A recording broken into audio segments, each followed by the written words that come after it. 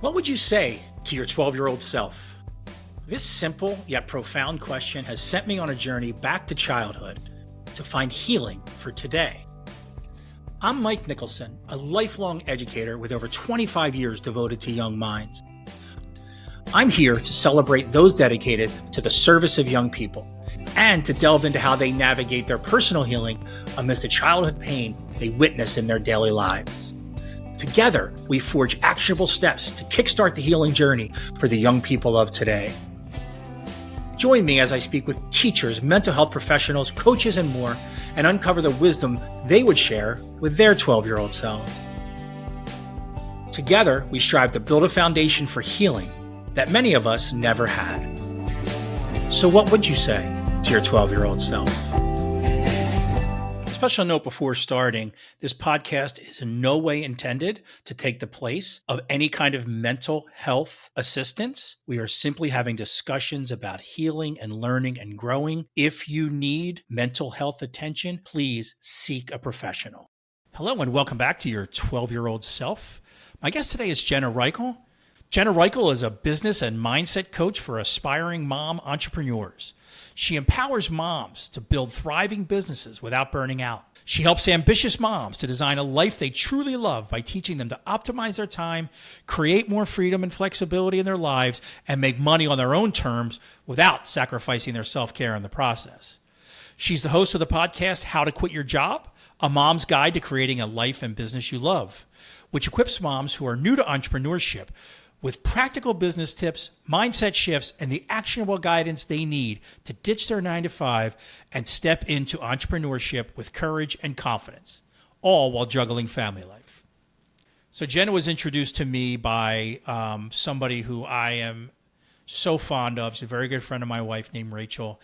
And when I spoke to her about your 12-year-old self, she was excited to introduced me to Jenna, and I can see why. Jenna is sharp, smart, driven, and most importantly for what I'm trying to do is she literally, what I can tell, is trying to change the world one mom at a time, and I just really respect that. And I really enjoy talking to her because it gives me a whole different perspective on the fight we all have, the fight we're all having, so to speak, to live our best lives and make the next best choice and serve ourselves while serving others. So yeah, it was a great perspective and a great conversation. I hope you enjoyed it as much as I did. Here's Jenna Rykiel. Jenna Rykiel, thank you for joining me on your 12-year-old self. I appreciate you being here. Thank you for having me. I'm excited. Yeah, I'm excited to have you. As I said in the opening, you were kind of introduced to me by a mutual friend who I love dearly. And I couldn't wait to meet you, if for no other reason than that. So I'm really, really excited. And I want to start, like I start every one of my episodes, by asking you, tell me about your life at 12 years old. Yeah. Well, it's interesting because it's harder to think about it as 12 years old, and it's easier to what grade was I in, because sixth or seventh. Yeah. Yeah. It's such a definitive, that triggers so many more memories, and that, just the school environment is just such an easier way to think about it. But yeah, at 12, I was in middle school. Middle school, I feel like, is such a tough time for kids. There's just so much, trying to fit in and trying to belong. Luckily, I did have two older sisters, well, for better or worse, two older sisters who, I did feel like a sense of protection, or at least a sense of belonging within family. But, you're always trying to make your own way and fit in. And, it's brutal thinking about some of the ways that you sort of try and fit in, and you try and find your your group of friends at that time. So some of the other things that stick out for me. So I was always in sports, always a straight A student, which on the surface, definitely sounds like a really great thing. Uh, but it was a lot of pressure, and not pressure that my parents necessarily put on me, but just pressure that I put on myself Can I ask you a question? I'm to, sorry to cut you off. yeah. Why do you think you put that pressure on yourself? Because just so you know, I worked at a middle school as a vice principal for about 10 years, right? Mm-hmm. And I have my heart goes out to anybody in middle school. If anybody sat Mm-hmm. on this and told me it was easy, I would know they're lying. But why the pressure? Because I watched kids over the years with that pressure, I felt for those straight A students, and I had conversations with parents where they couldn't put their finger on why the pressure. Why do you think? Yeah. Well, it's interesting you ask that because through therapy, I figured it out. And it was actually with a therapist who does like Freudian psychotherapy, like talk therapy, which I at the time was like, and I have a mental health background, so I have a counseling psychology background. And at the time I was like, oh, this is so expensive, such a waste of time. And there are so many things that I've taken from seeing that therapist or actually psychiatrist for the length of time that I did. And one of the things that came up was um, this sort of comparison to my sisters, right? And it's being the youngest of three and always wanting to, there was that sense of belonging and wanting to, we always joked in my family, like Jenna was trying to run with the big dogs, like there's that big dog brand and I love dogs. So it was always like Jenna's trying to run with the big dogs, but I was always younger and I was always trying to fit in, or I was always trying to compete, sports and also other things. And I remember so vividly that I would get straight A's, and my sisters would say, well, that's because elementary school is so much easier, right? Or like the grade you're in is so much easier. Just wait till you get to this next grade. And I was like, I'm going to prove that when I get to that next grade, that I can get straight A's. And it's one of those things that then it just becomes habit, right? Then it just Yep. becomes like B's are unacceptable. And even my parents were like, Jenna, it's okay to get a B. And I'm like, no, it's not. And then it dwindles and it becomes not about my sisters anymore. But through therapy, it was like, oh my gosh, that's exactly why I am so competitive. It's no picnic being the youngest. I'm the youngest of Yeah. five, so I get it. That's so interesting to me. So you said it's interesting to me, first of all, that when I asked about being 12, is that school popped into your head, right? Because not Mm-hmm. everyone does that. So it makes me wonder, like, what was your experience like when you think back? Yes, you had straight A's and you did sports and everything, but what was your experience like? Did you call it being overall very positive, or was that pressure something that kept you from enjoying it? Yeah, well, it's interesting because, I think that my experience in school was probably better than most, I would say. But actually, as my husband and I, we have a 1.5 year old, as we're talking about school for him, my husband and I are always reflecting on the experience. And we just constantly talk about how, even if it has been, an overall positive experience, it's just like there's so many little things about that environment that um that we don't know that we want for our son to have to navigate. And certainly my husband and I, we had very different school experiences and we both made it out okay. um but thinking back to that journey and what school is all about, the traditional public school um kind of uh priorities, it's something that we really look at and we question, like, is that what we want for our son? So So your husband, he doesn't have a public school background then? he does. Oh, he does. Okay. He went to private school for 1 year and didn't like it, and so he stayed in public school. But we just had we were very different kids in in our experience. I guess like when you think about the typical or stereotypical groups that we would have been a part of, it is very different, but still a similar experience of just really it being tough. What do you mean tough? The peer pressure, the bullying, like what is it that's tough that you think of? Like what is it that gives you pause about sending your son to a public school? Yeah, so I think the things it there's a little bit of two different answers, I would say. The tough part, I think, is a bit more of this focus on the social aspect and I know in middle school for me, it was like, let me just fly under the radar. Let me just do what I need to do, put my head down.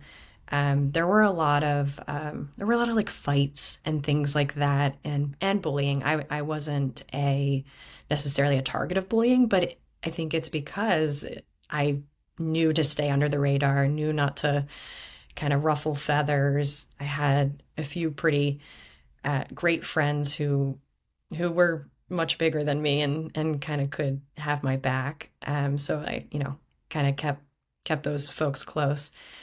But for our son, it's sort of like the focus on tests and the focus away from play, especially in elementary school, where there's, and my husband has done a lot of reading about it and learning about it, and this idea that people or kids like dislike school, thinking that that's just normal, but he really believes it doesn't have to be that way, right? And really what he's shared with me through his research is just like sometimes the way that these systems are set up, it does promote this really dislike for the school and the learning environment when it doesn't necessarily have to be that way. We could really, really like learning. And my husband and I both, like as adults, we love learning. But when we were in school, for me, it was to get the grade. And for him, it was like just to, like, he hated it all around. So it's so interesting. We wish we had this zest for learning when we were in middle school and high school. So you just triggered me in that I could go off now for the next hour and a half about everything you just spoke about. And when I started this podcast, I didn't want to just be disparaging about public schools, because but I know the ins and outs of them. I know the failures of them, and I know the successes of them. I know that every person generally that works in a public school loves kids, right? Teachers love kids, but institutions are just too slow to change. And I wish I could disagree with you, because it was my life for so long. My wife, it's her life. It's just an amazing conversation to me, because there's this, it's so clear. There's a system that says, here's how we do it. And that's probably your concern, right? And I do academic coaching. I have an academic coaching business, and every one of my sales calls or whatever is the problem with schools. It's a one size fits all. And there's not, and it's nobody that works in these schools wants to let students fall through the cracks. Nobody wouldn't hug every kid who needs it if they could. The limits of the institution have gotten so restrictive and so test forward and test oriented. So yes, I feel very deeply everything you're saying. I feel for your husband, because he's clearly, obviously, a guy who was an intelligent young man, but hated school, right? That's what it sounds like. You know what that Absolutely. means? That means they didn't know how to teach him. And it's not their fault. It's just, it's an institution. And institutions are slow to adapt. And I don't know if they will. So yeah, that was the best I could do to just wrap that up that quick, because I have so many thoughts about it. And they're so conflicting. Yeah. And yeah, it's interesting. Hmm.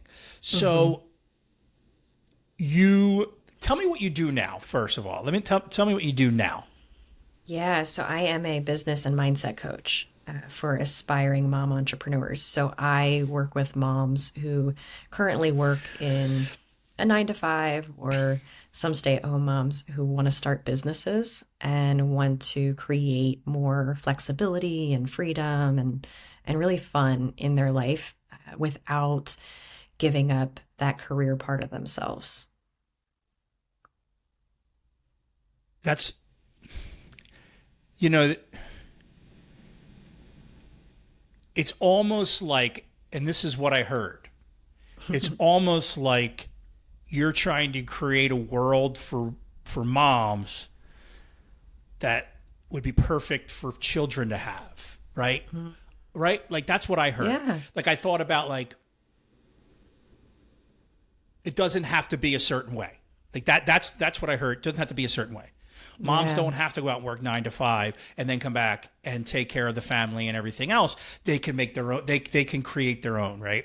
They can create their own hours and do this. And that's God. It's my dream so much. But if you really think about it, that institution of the workforce is exactly what is. It's exactly what's keeping you from making decisions about where to send your son, right? I don't know Yeah. if that makes sense, but Hmm. it's this idea of a very constrictive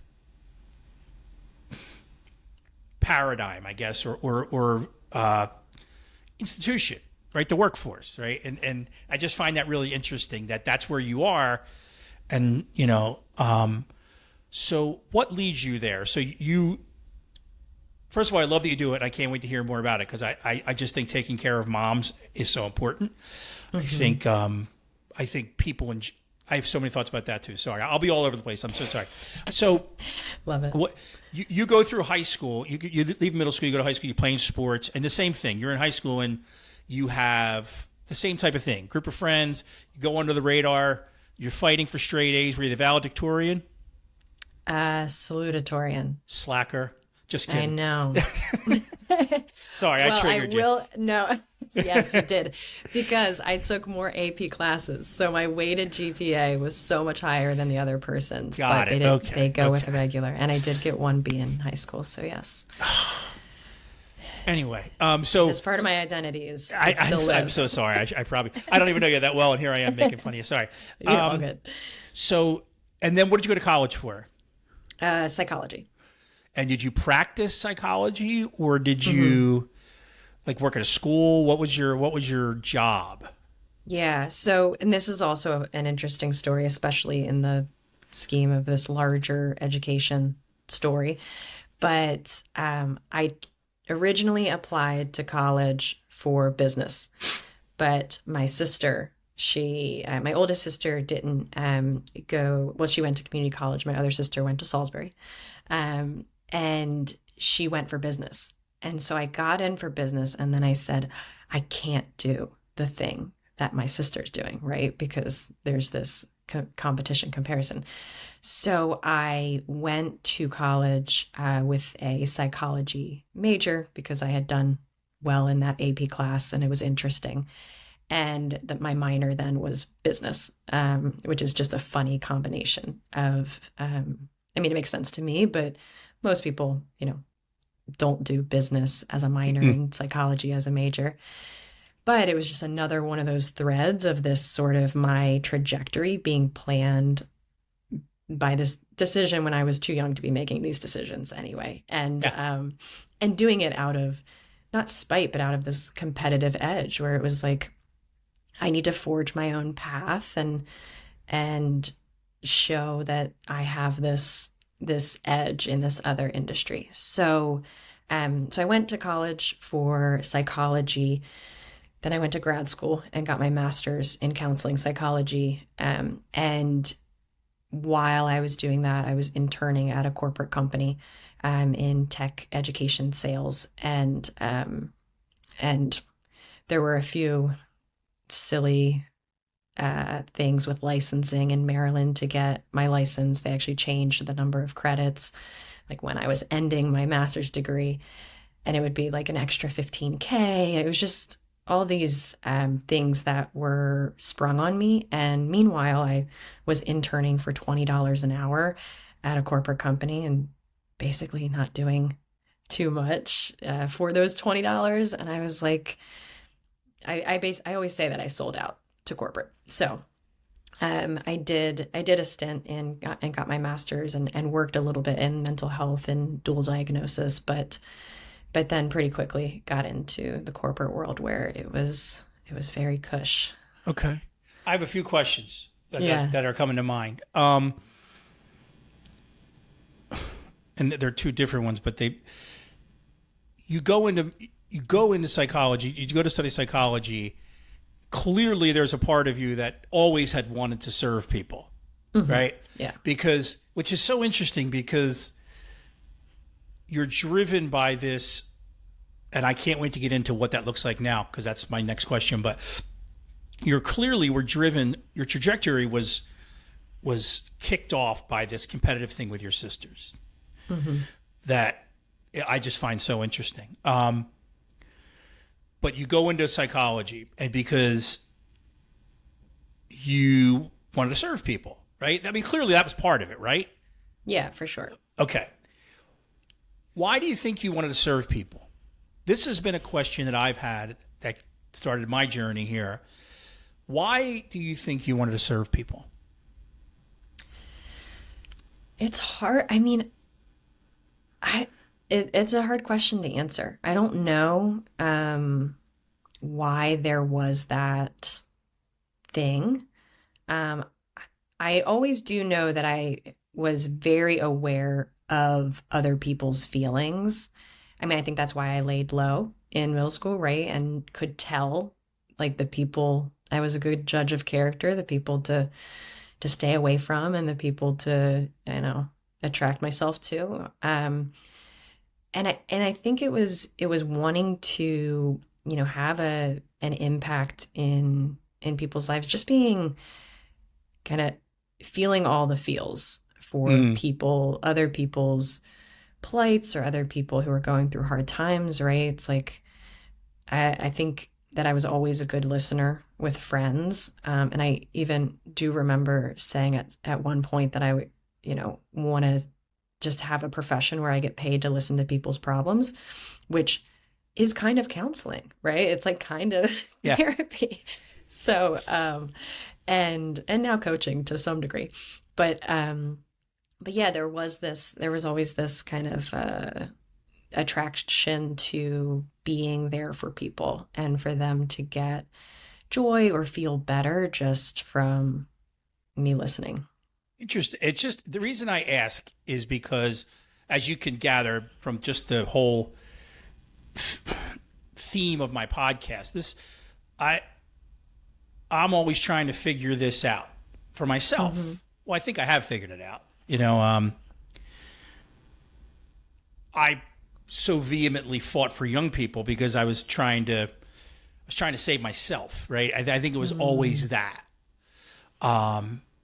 And I didn't know that until recently, until I got out. Like I knew I cared. I knew I loved kids. I knew that there was nothing more important than I just have this I don't know, man. I feel for young people. I just feel for them.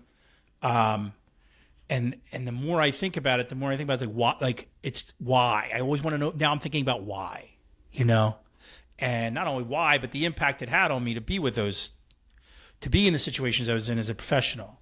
Like I was just doing everything I could for a young person, 12-year-old kid or 13-year-old kid, and who just comes from a crappy life or is doing poorly in school or getting in trouble.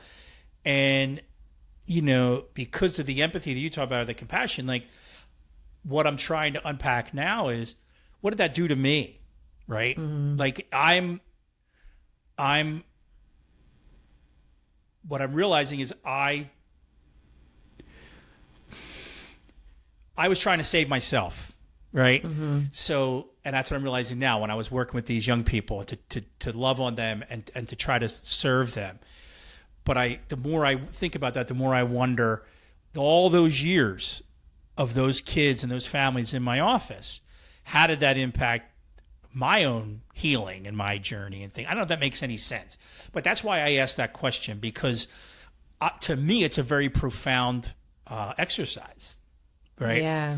To Yeah. ask why you want to serve. I think everybody should want to serve. I think there's nothing more important than serving. But I just was curious, as for somebody who clearly had a much different experience than I did, at least, at that age, why serve? But so Yeah. Yeah.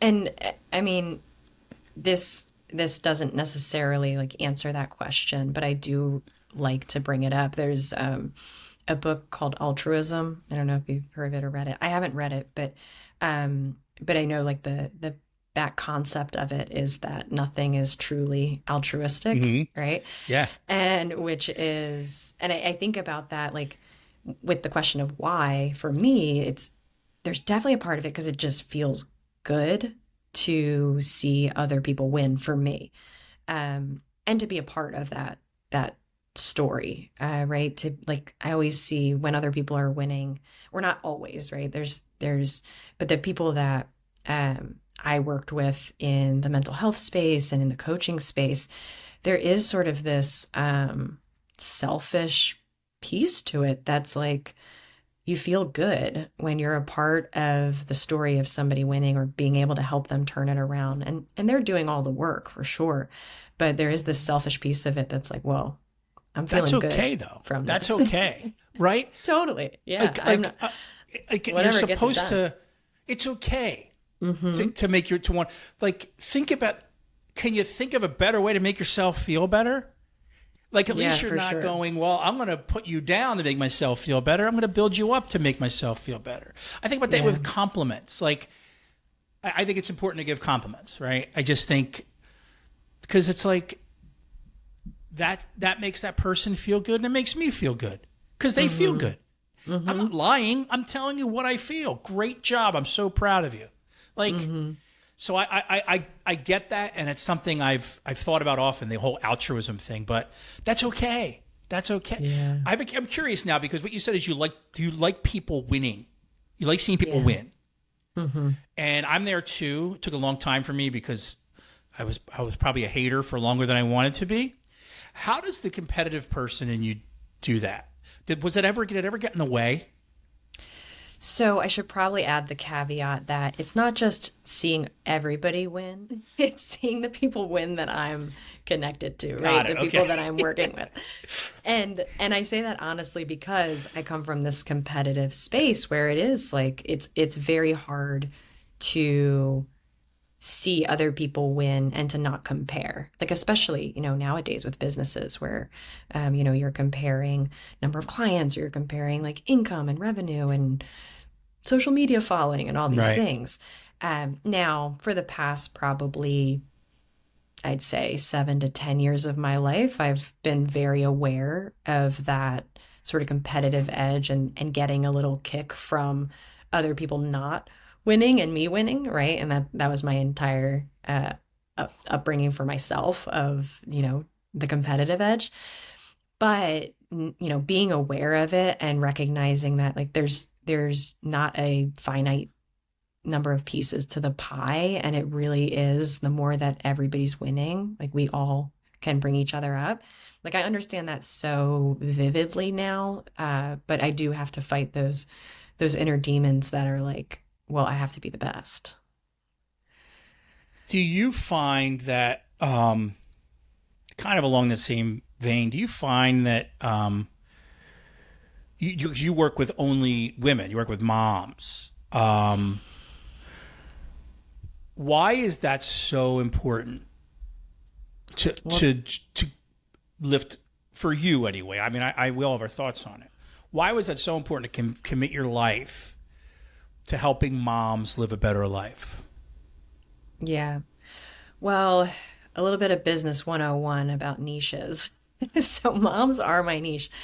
But you wouldn't believe how many men reach out to me to work with me. And I don't know if it's, some people have said, or some men have said they want to be more like a mom in the way that they approach parenting, or they want, there's a whole host of reasons, but, yes, my passion is helping moms to have more fun and to create a life and business that they love, because I think there's a ripple effect that really impacts all of society when we have that.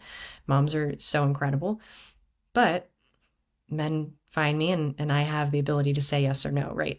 So I do end up working with men. So I say that about the niche thing because everybody's, has niche drama when they're starting a business, but it's like, no, you're like, the people who aren't ideal for you will find you, and then you can say yes or no to that person, and you're always, allowed to say yes. But working with moms has been really important to me since becoming a mom.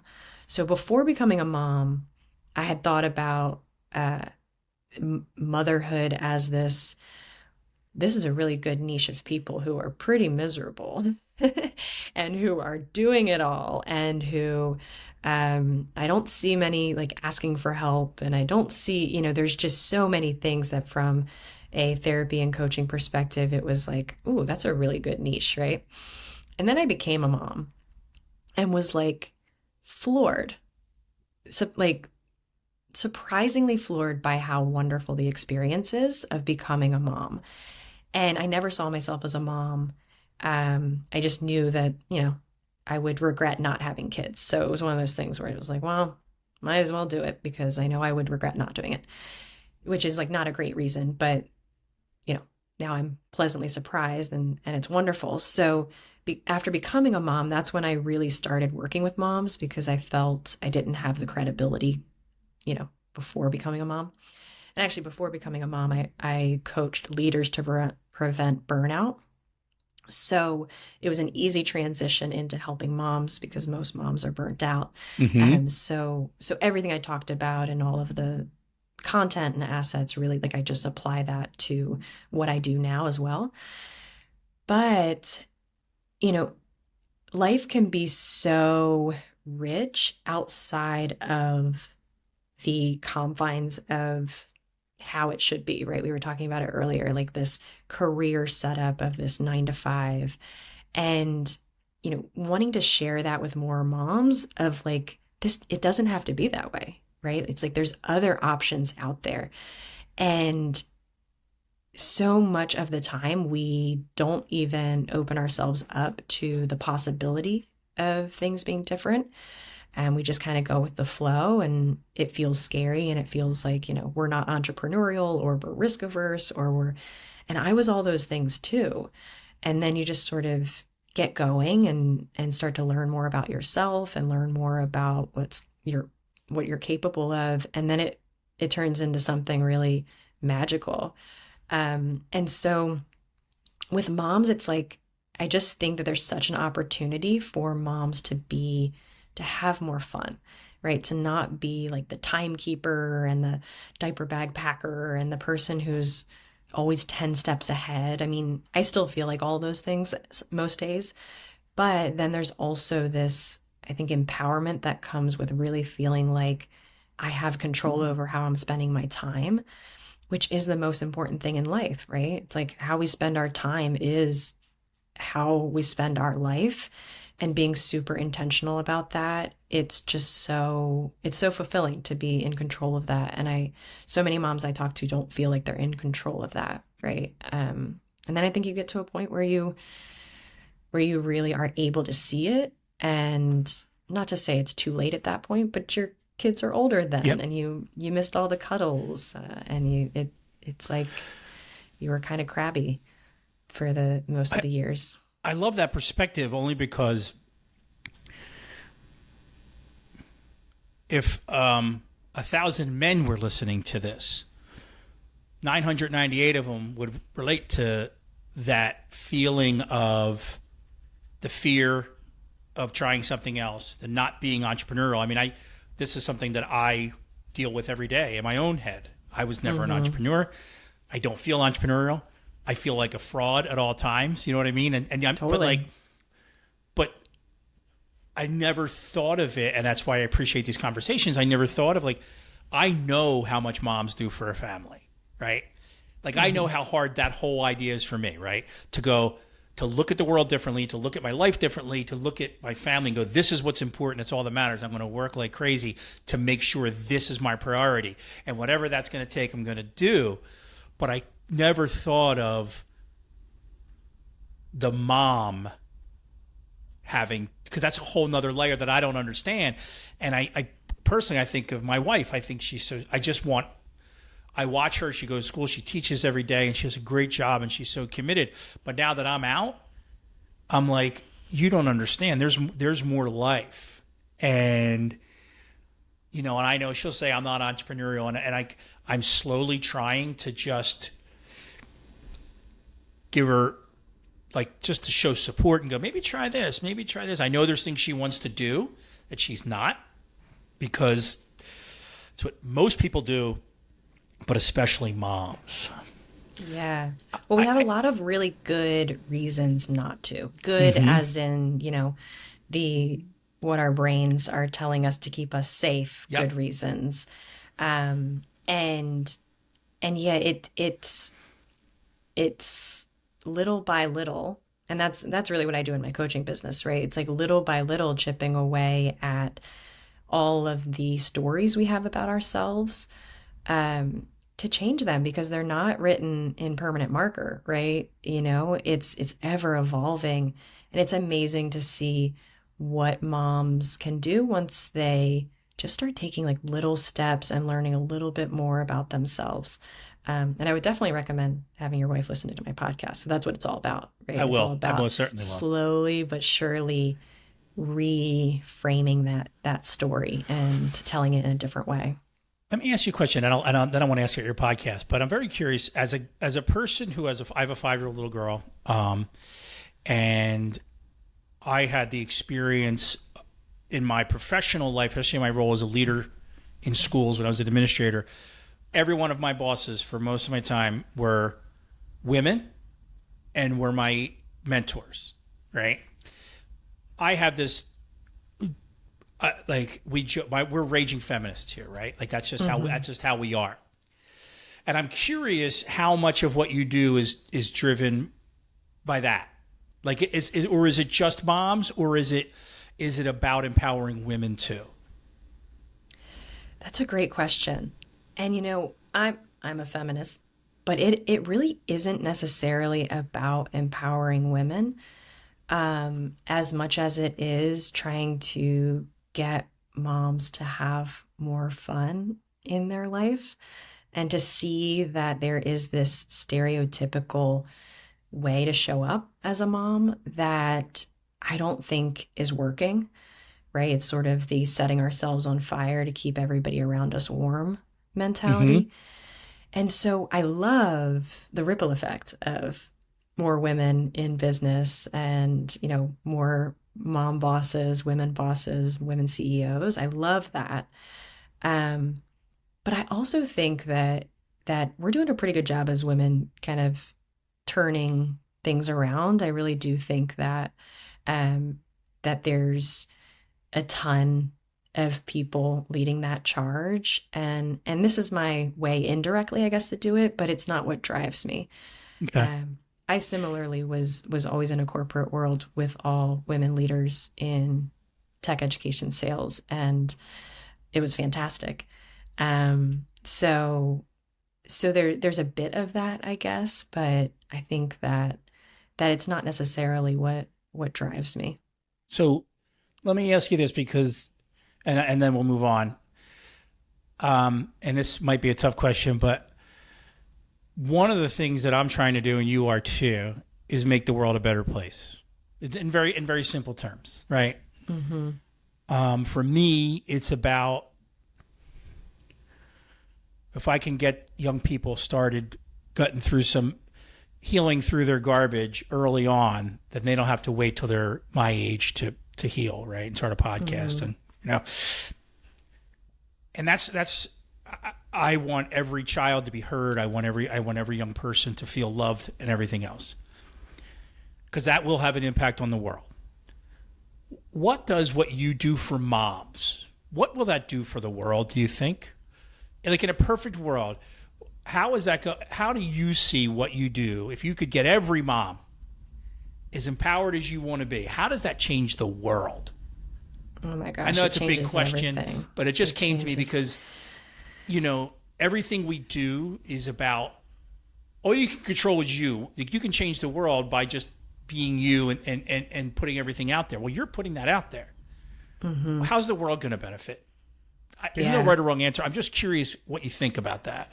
Yeah. So I think there is a right or wrong answer, because the wrong answer is me leaving out all of the ways that it does change the world.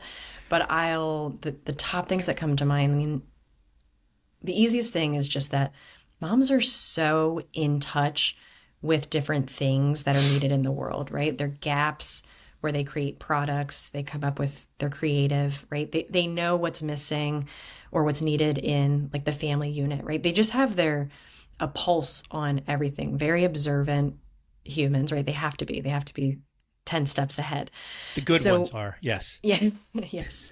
And so there's so much like intellectual value there just from being a mom. And that's why I say moms make the best entrepreneurs, actually, because of everything that they are navigating and they've already proven, right? Just by running a household. So there's that. There's the creativity piece that I think a lot of moms don't even realize that they have. The other thing is that it has such a positive impact on the family in so many different ways. I mean, obviously there's role modeling to the kids, right? And not that you have to role model working. That's not necessarily it. But it's role modeling this like leadership mentality, this confidence, this also this calm and composure. So with my clients, I'm very big on, we're not trading one burnout for another. So when we start these businesses, we do it with boundaries, and we make sure that it's not a grind, right? We make sure that like we're doing it within the context of how we want to run a business. And there's so much role modeling that happens there with the family. And what I've seen before too is that it also, whereas people really feel like it hurts a marriage sometimes, it can be so powerful for a partnership where, in a household, one client in particular that I'm thinking about who transitioned from being a stay-at-home mom for a few years with her young kids to starting her own business. It was amazing to see her partner and how he stepped up all of a sudden because she had her own thing and her own identity going. So it's amazing, like the ripple effect that has.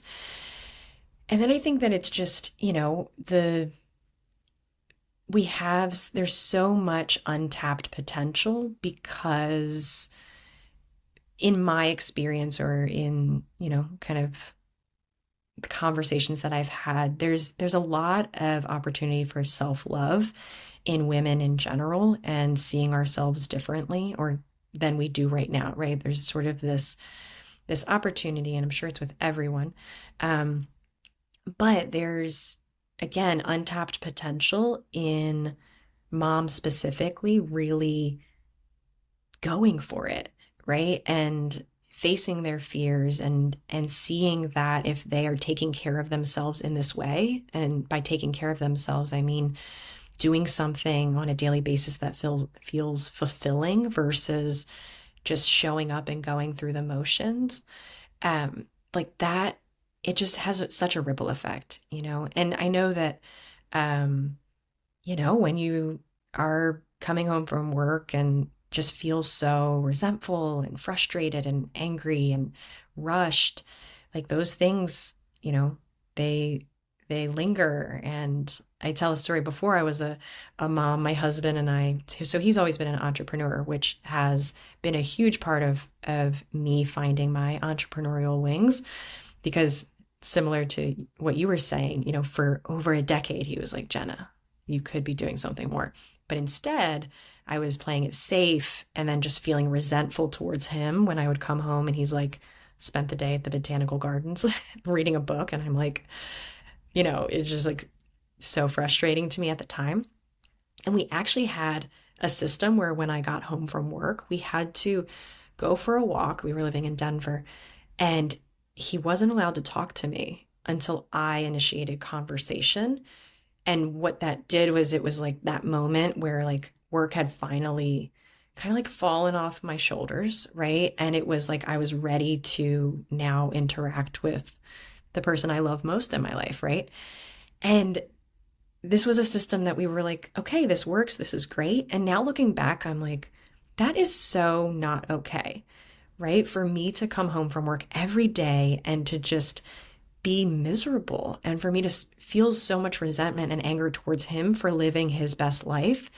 And now that I'm in a world where that isn't the case, right? It benefited our partnership so much, me finally doing something that feels fulfilling for me, that like I look back and I'm just so embarrassed, right? That was so many years of our life. And thankfully we worked out a system, and we were able to get through it. But like, that's just not okay. Are you Now that embarrassed? I You say you're see. embarrassed. Are you embarrassed because you lived a life that you wasn't a life you wanted, or do you, I'm are you embarrassed by the system you put in place? Like you made your husband.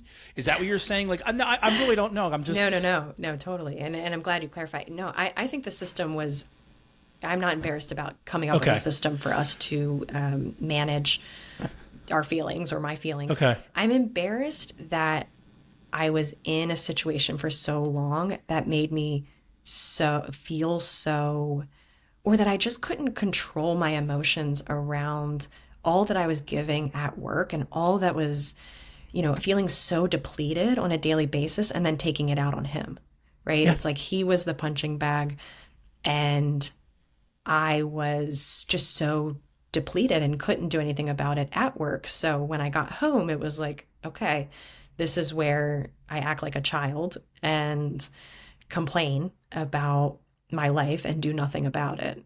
And that went on for so long until. Interesting. The reason I ask about the system is because God, did you really touch a nerve with me about this idea of coming home and needing that time? Because I'm my wife is my hero, right? There's no better person in my mind. But when she comes home from work, it's a really tough time. Mm-hmm. And I see it in her. And that's why I was asked about the system, because I'm like, oh, that sounds like a great system. Right. And I was like, oh man, I hope she's not embarrassed by that, because I'm thinking we need something like that. Right. Because it's like, I watch it, like that's a lot, like especially when you're a teacher or whatever, like you're making 1,000 decisions a day. You don't, and you come home, you have a 5-year-old all over you. So that's why I asked that. Like I live that. My wife lives that. And like that's such a fine point to put on that whole thing, because it's like, we call it a cycle of sacrifice. You give and give and give at work, and then you come home and you give and give and give. And it's like, at some point, I see this so much in teachers and in nurses and things like that, where if they're not giving, then they're not living, right? Or something like that. Like their cup has to be empty in order for them to feel full, so to speak. Yeah. I just made up 2 ridiculously dumb aphorisms, but they shifted a little bit, but yes, I'm picking up what you're putting down. So anyway, how long have you been doing the coaching? So I was certified in 2017, but I didn't leave my company and fully engage in coaching until 2021. During the pandemic. Well, yeah, after like the breaking point in the pandemic, where it was just so much giving. And, I was always in corporate sales leadership, and, I was always almost a therapist in that position. I think every manager is basically a therapist, the good ones. And so it was giving so much. And at that time, it was really hard, as we all know, like everybody had their own stuff going on and worries and concerns. And so it was really hard to manage that piece of it, and being there for my people, being there for what the company needed. And then also, where did I fall into that, and it was really hard. And that is what sparked really kind of a breaking point of just like, this needs to change. Interesting. All right. So tell me about your podcast. Yeah, so it is a labor of love, of course, as these things are. It is me sharing simple, actionable business tips, mindset shifts, kind of not a step-by-step strategy, but, because it's not linear, but all the bits and pieces that I've worked with clients over the year on to really not just like survive in their business, but thrive no matter what stage they're in. It's me giving that away, right? And me trying to encourage people and motivate people bit by bit. I know tons of people listen to podcasts, so it's such a good way to get into people's ears and between their ears to hopefully try and change the narrative. I know that my coach and her podcast is, changed so much for me and how I view myself and the tools I have to manage my own mind. And so I like to do that in the podcast. But mindset stuff and managing our mind isn't as sexy. So it's also very practical, like listen up, do this action, and this will get you one step closer. And really, really aiming at helping those folks who can't just quit their job, right? But who still deserve to start the building blocks of creating a life that they love. I believe it was the 4th episode is all about how to make work suck less, which the intention of that is like, you're probably not transitioning out of the 9 to 5 tomorrow, but there are so many ways that you can feel better right now and make it suck less. With a lot of the things that we, indirectly talked about, with the not setting yourself on fire to keep everybody warm and not being a martyr.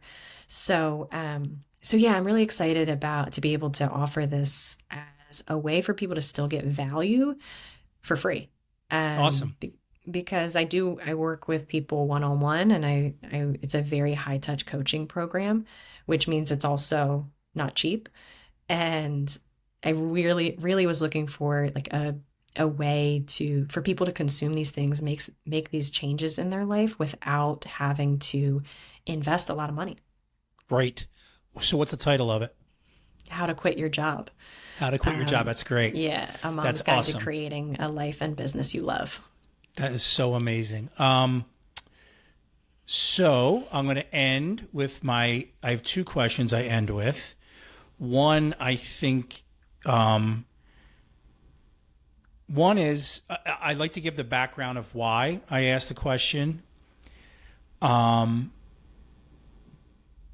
8 months ago, I was online, like most of us are. I was on Instagram, and I saw a reel, and it said, my therapist gave me an exercise to picture yourself standing outside your bedroom of your 12-year-old self, and then go in, and what would you say, right?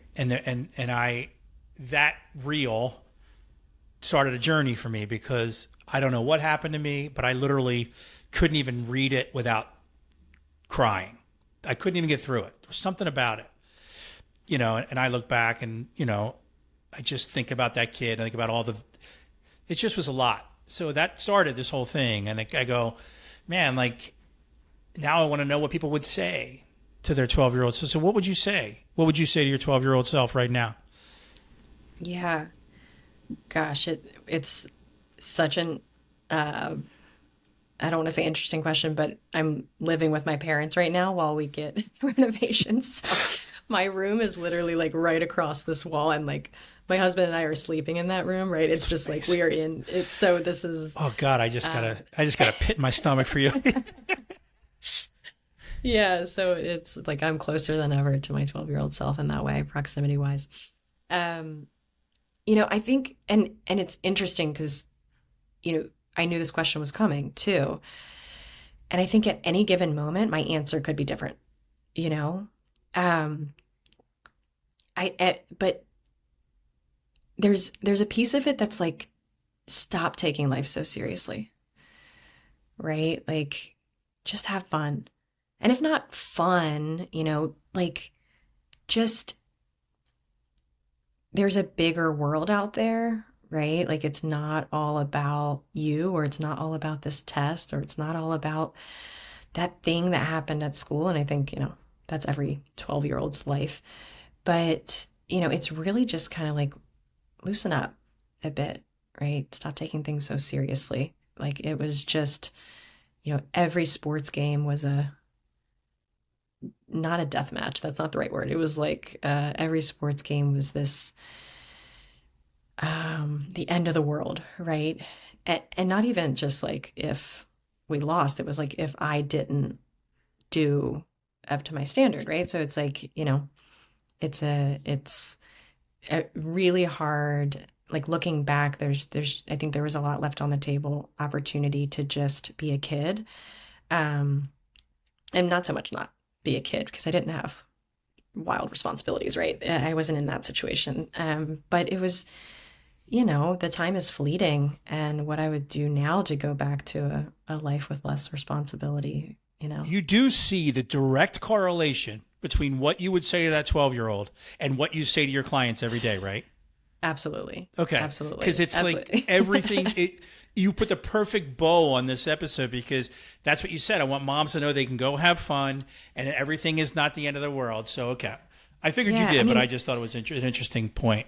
and all of us coaches and everybody in the world, right? We're all client number one, right? So many of the things, like, the other thing I figured out in therapy was an inability to celebrate, right? Like, an inability to celebrate the wins, an inability to, you know, it just to celebrate my achievements. And I've achieved a lot, like, with my personality, like, you achieve a lot. And every time the achievement happens, once it happens, it's all of a sudden, oh, that's no big deal, right? And so I love what I do because it's constant looking in a mirror, and it's constant, like, I'm talking to moms, but I'm also like talking to myself, Mm-hmm. right? When I'm always giving, not necessarily advice, but I'm always, guiding, and everything I'm saying, I'm like, take your own advice, Jenna, take your own Love it. advice, Jenna. And that's, I guess, part of the good selfish thing as well of doing what I do, is that it's just a daily, hourly reminder of, how to show up a little bit better as myself. And being able to do that through this avenue of helping moms. To me, I love that you're always client number one. I never heard that. So one more thing I'd like to ask is I want to, I'm trying to arm anyone who works with young people with the skills to help them begin healing as early as possible. So those of us who are parents of 12-year-olds or younger, whatever, of young people, or are teachers or work with young people, what can we do? What advice would you give them that would help them help a young person, a 12-year-old, if that makes sense? Yeah. I mean, I guess the first thing that comes to mind is just be vulnerable, right? Yeah. I mean, I think that's one of the biggest things that we can do is connect with people in that way, and really that connection. I think about, like, the mentors in my life, and I think about the mentors that I've heard about in other people's lives, and it's never anything really monumental, right? It's sort of like, wow, that person probably has no idea the impact that they had.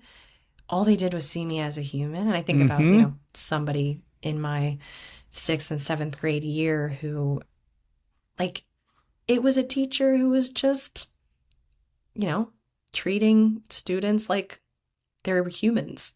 But it had such a profound impact, and I think about him all the time. And so it is like that ability to connect makes such a difference to people. And also, I mean, of course, in the world that I come from, it's like, take care of yourself. You can't pour from an empty cup. So understanding that there's only so much you could give, and little things, little bit by bit, can change a human's life, can change a kid's life. But you got to put your mask on first, or else you're not going to be able to continue to make that positive impact. It's interesting. I would always tell middle school teachers that they have to understand and respect the profound responsibility they have of being probably the first adults in that kid's life that's not going to be treating them like a kid or like their own. You know what I mean? Like, that's a huge responsibility, and it's really, really important. And I just love that you said it, because I just really connected with that, with what you said. That was really great. Thank you for that. Yeah. So anyway, thank you so much, Jenna Rykiel. I really, really appreciate talking to you. It was a wonderful conversation. I hope you enjoyed it as much as I did. I did. And I have a ton of people I want to send your way that I know who are working with young folks and trying to do things like build confidence and help young folks work through trauma and self-image. And so I really feel like that Please do. a good collaboration. The more conversations like this, the better. Speaking of vulnerability, that's what we do, right? It's like, I get on here because I want, especially men, to know it's okay to sit here and have this conversation, right?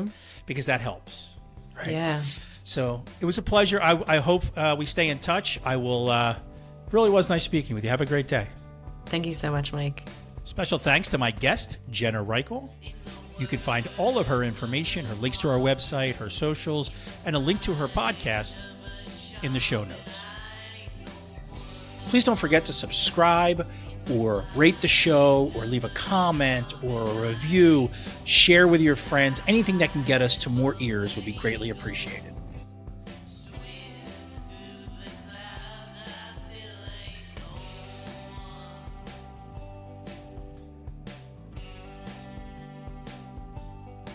Your 12-Year-Old Self is a Fairmount Media production, and it's hosted, written, and produced by me, Mike Nicholson.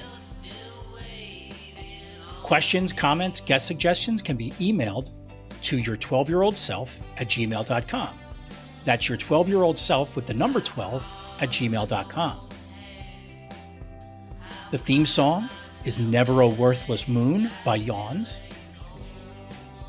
Logo design by Rose Bear Arts. Digital marketing consulting by Krista Lemon.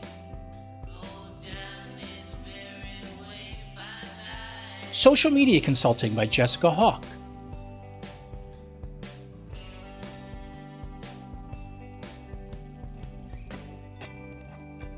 Special thanks to Ron Cornwall and Sarah Finney.